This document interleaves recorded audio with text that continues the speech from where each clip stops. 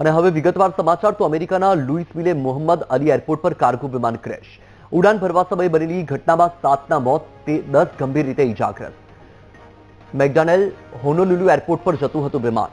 વિમાન ક્રેશ થયા પછી થયો જોરદાર વિસ્ફોટ.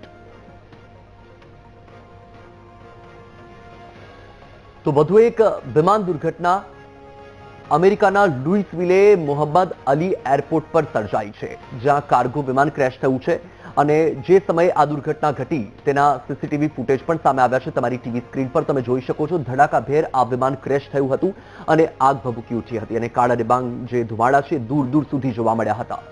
ઉડાન ભરવા સમયે જ બનેલી આ ઘટનામાં 7 લોકોએ જીવ ગુમાવ્યો છે.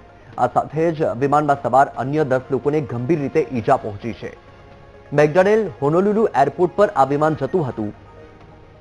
વિમાન ક્રેશ થયા પછી જોરદાર વિસ્ફોટ થયો હતો અને જે સમયે વિસ્ફોટ થયો તેના દ્રશ્યો પણ સીસીટીવી કેમેરામાં કેદ થયા હતા.